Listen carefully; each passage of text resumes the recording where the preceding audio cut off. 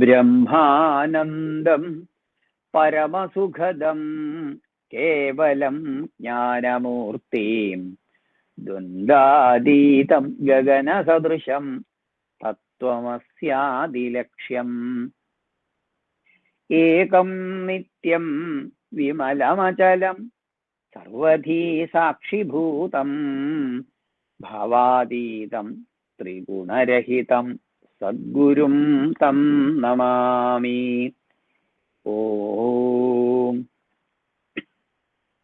സിന്ദൂരാരുണ വിഗ്രഹാം നൃനയനാം മാണിക്യമൗലിസ്ഫുരൽ താരാനായകശേഖരാം സ്മിതമുഖീമാവീനവക്ഷോരുഹാം പാണിഭ്യാം അളിപൂർണരത്നചഷകം രക്തോൽപലം വിഭ്രതിം സൗമ്യാം രത്നഘടസ്ഥരക്തചരണാം ധ്യായേത് പരാമംബികാം. ശ്രീ മഹാദേവി നമഃ. എല്ലാവർക്കും എൻ്റെ വിനീത നമസ്കാരം. ഇന്ന് നമ്മള് ലളിതാ സഹസ്രനാമത്തിലെ ബ്രഹ്മാണ്ഡ പുരാണ അന്തർഗതത്തിലെ വശന്യാദി വാഗ്ദേവതമാര് ലളിതാ പരമേശ്വരിയെ കുറിച്ച് 1000 നാമങ്ങളെ കുറിച്ച് വർണ്ണിക്കുന്നുണ്ട്. അതില് 52-ാമത്തെയും 53-ാമത്തെയും 54-ാമത്തെയും 3 നാമങ്ങൾ അതിങ്ങനെയാണ്: ശിവ കാമേശ്വരാംഗസ്ഥ, ശിവ സ്വാധീനവല്ലഭ. ഈ 3 നാമങ്ങളെ കുറിച്ച് നമുക്കൊന്ന് ചിന്തിക്കാം. നമുക്കറിയാം, ശിവ കാമേശ്വരാംഗസ്ഥയാണ് ദേവി എന്നാണ് ഈ നാമത്തില് വാഗ്ദേവന്മാര് വർണ്ണിക്കുന്നത്. കാമേശ്വരനായ ശിവന്റെ അംഗത്തില് സ്ഥിതി ചെയ്യുന്നത്. ഇവിടെ അംഗം എന്ന് പറയുമ്പോൾ മടിയിൽ എന്നുമൊക്കെ വേണമെങ്കിൽ നമുക്ക് പറയാം. ഒരുപാട് വ്യാഖ്യാനങ്ങളുടെ അല്ലെങ്കിൽ താത്വികമായിട്ട് വ്യാഖ്യാനിക്കാൻ പറ്റുന്ന അല്ലെങ്കിൽ വ്യാഖ്യാനിക്കേണ്ടുന്ന ഒരു മനോഹരമായിട്ടുള്ള നാമമാണ് ശിവകാമേശ്വരാംഗസ്ഥ എന്നുള്ളത്. ഇതില് ഈ നാമത്തില് നമ്മൾ ശിവനെ കാമേശ്വരൻ എന്ന പദം കൊണ്ട് ആണ് വാഗ്ദേവതമാര് വർണ്ണിച്ചിരിക്കുന്നത്. അതിന് വ്യാഖ്യാനം അർഹിക്കുന്നുണ്ട്. കാമ എന്ന പദത്തിന് കമനീയമായ രൂപം ഉള്ളവൻ എന്ന ഒരർത്ഥമുണ്ട്. മന്മഥൻ എന്ന് പറഞ്ഞാൽ രതീദേവിയുടെ ഭർത്താവാണ്. അപ്പൊ മന്മഥനും ഈശ്വരനായവൻ അല്ലെങ്കിൽ മന്മഥനെ കീഴടക്കിയവൻ എന്നൊക്കെ നമുക്ക് അർത്ഥം കാണാവുന്ന ഒരു നാമമാണ് കാമേശ്വരൻ എന്നുള്ളത്. ഇവിടെ ശിവനിൽ തന്നെ സ്ഥിതി ചെയ്യുന്നവൾ എന്ന് നമുക്ക് അർത്ഥം കാണാം. ശിവനിൽ നിന്ന് അഭിന്നയായവൾ എന്ന അർത്ഥത്തിൽ നമുക്ക് ഈ നാമത്തെ എടുക്കാം.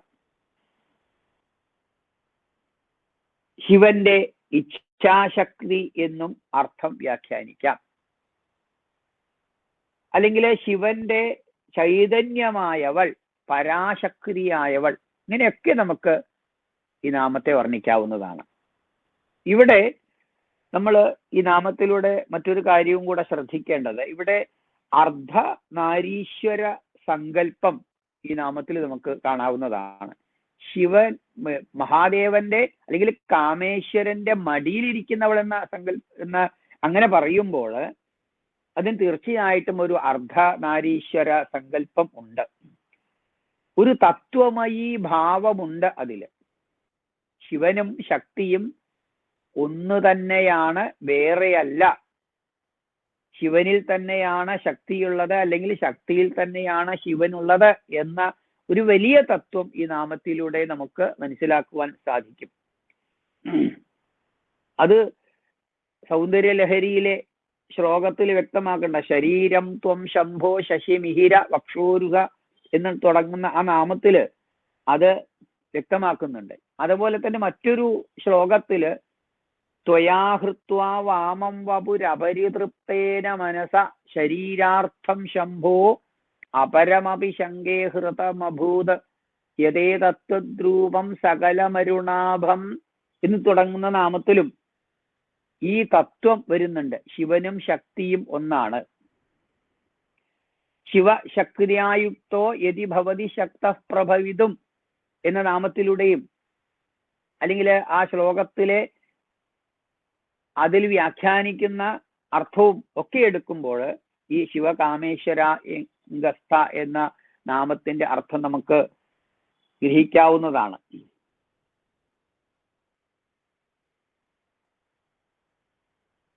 മറ്റൊരു നാമം ശിവ എന്നാൽ തന്നെ നമുക്കറിയാം മംഗളവാചിയാണ്. ഓം എന്നാലും ശിവ എന്നാലും ശ്രീ എന്നാലും ഒക്കെ മംഗളവാചിയായിരിക്കുന്ന പദങ്ങളാണ്.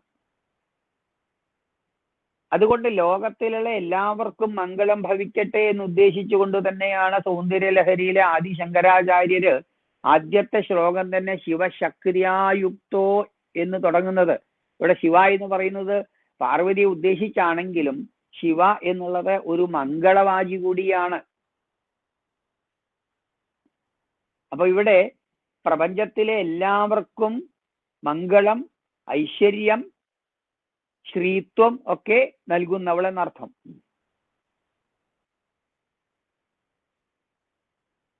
പ്രണവം എന്ന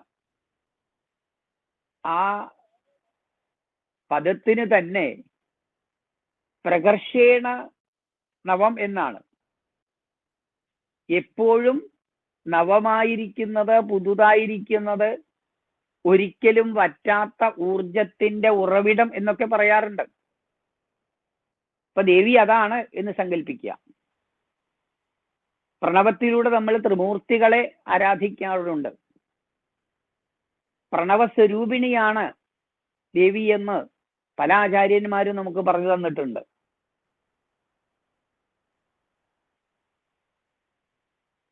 അപ്പോൾ ശിവ എന്ന് പറഞ്ഞാൽ മംഗളത്തെ, ഐശ്വര്യത്തെ പ്രദാനം ചെയ്യുന്നവൾ. മുൻനാമത്തിന് ചേർത്ത വ്യാഖ്യാനത്തിന് തുടർച്ചയായിട്ട് ഈ പദത്തിന്റെ അർത്ഥം നമുക്ക് കൽപ്പിക്കാവുന്നതാണ്. ശിവശബ്ദത്തിന്റെ സ്ത്രീലിംഗമാണ് ശിവ എന്നുള്ളത്. ശിവ എന്നത് പുല്ലിംഗമാണെങ്കിൽ ശിവ എന്നുള്ളത് സ്ത്രീലിംഗമാണ്. ഇവിടെ പുല്ലിംഗ സ്ത്രീലിംഗ ശബ്ദങ്ങൾക്ക് വ്യാവഹാര ഭാഷയിലെ ഭേദം മാത്രമേ ഉള്ളൂ.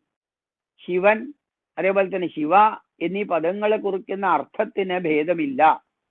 ശിവത്തെ, മറ്റൊരു വിധത്തിൽ പറഞ്ഞ മോക്ഷത്തെ, മുക്തിയെ കൊടുക്കുന്നവൾ, ശോഭനമായിട്ടുള്ള ഗുണങ്ങളോട് കൂടിയവൾ, പരമാത്മസ്വരൂപിണിയായവൾ എന്നൊക്കെ നമുക്ക് ശിവ എന്ന ആ നാമം കൊണ്ട് അർത്ഥം കൽപ്പിക്കാവുന്നതാണ്.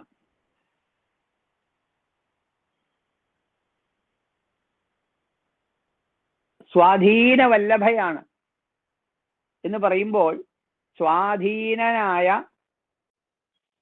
അല്ലെങ്കിൽ തനിക്ക് അധീനനായ വല്ലഭനോട് കൂടിയവളാണ് ദേവി പാർവതി.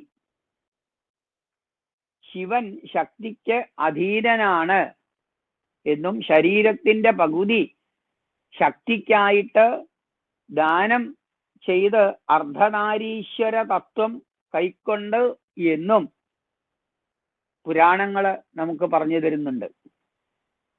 ശിവന് ശക്തിയെ കൂടാതെ പ്രഭവിക്കുവാനാവില്ല എന്ന് സൗന്ദര്യലഹരിയിൽ നമ്മൾ പഠിച്ചിട്ടുള്ളതാണ്.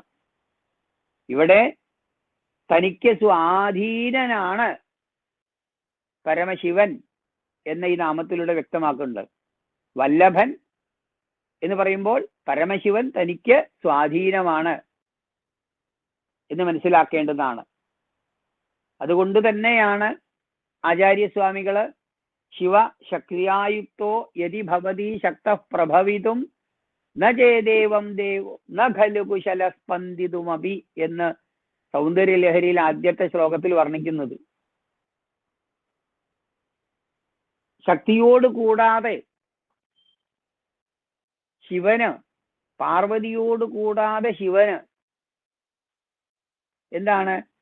ശക്തനായി, ശിവന് ശക്തനായിട്ട് പ്രഭവിക്കണമെന്നുണ്ടെങ്കിൽ, അല്ലെങ്കിൽ ശിവൻ ചെയ്യേണ്ടുന്ന കാര്യങ്ങൾ ചെയ്യണമെന്നുണ്ടെങ്കിൽ തീർച്ചയായിട്ടും ശിവൻ പാർവതിയോടൊപ്പം നിൽക്കണം.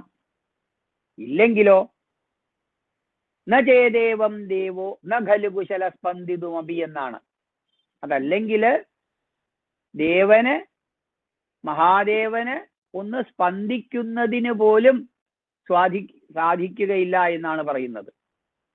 അപ്പോൾ അവരുടെ അഭേദ്യമായ ബന്ധത്തെക്കുറിച്ച് നമ്മൾ മനസ്സിലാക്കേണ്ടതാണ്. അവിനാ ഭാവ ബന്ധത്തെക്കുറിച്ച് നമ്മൾ മനസ്സിലാക്കേണ്ടതാണ്. ശിവാസ്വാധീന വല്ലഭയാണ്. പാർവതി ശിവന് സ്വാധീനനാണ് എന്ന് നാമത്തിലൂടെ നമ്മൾ മനസ്സിലാക്കണം. ശിവനില്ലെങ്കിൽ ശക്തിയില്ല, ശക്തിയില്ലെങ്കിൽ ശിവനില്ല. ഇവര് തമ്മിലുള്ള ബന്ധത്തെ അവിനാഭാവ ബന്ധം ആണ് എന്നാണ് പറയുന്നത്. സൂര്യനും പ്രകാശവും പോലെ. പ്രകാശം വേണോ സൂര്യൻ വേണം. സൂര്യൻ ഉണ്ടെങ്കിൽ മാത്രമേ പ്രകാശമുള്ളൂ. അഗ്നി ഉണ്ടെങ്കിൽ മാത്രമേ ചൂടുള്ളൂ. ചൂട് വേണമോ അഗ്നി വേണം. അഗ്നി ഉണ്ടെങ്കിൽ മാത്രമേ ചൂടുള്ളൂ. ഇത്തരം ബന്ധമാണ്. ശിവനില്ലെങ്കിൽ ശക്തിയില്ല, ശക്തിയില്ലെങ്കിൽ ശിവനില്ല. അപ്പോ ഇവിടെ വല്ലഭൻ, പരമശിവൻ പാർവതിക്ക് സ്വാധീനനാണ് എന്ന് ഈ നാമത്തിലൂടെ നമ്മൾ മനസ്സിലാക്കേണ്ടുന്നതാണ്. ശിവൻ തനിക്ക് അധീനനാണ് എന്നാണ് ആ നാമത്തിൽ സാമാന്യനെയുള്ള അർത്ഥം കാണേണ്ടത്. ഇതുവരെ ഈ നാമത്തെ ശ്രവിച്ച, ഇതിന്റെ വ്യാഖ്യാനത്തെ ശ്രവിച്ച എല്ലാ ഭക്തരെയും ദേവി അനുഗ്രഹിക്കട്ടെ എന്ന് പ്രാർത്ഥനയോടെ നിർത്തുന്നു. നന്ദി, നമസ്കാരം.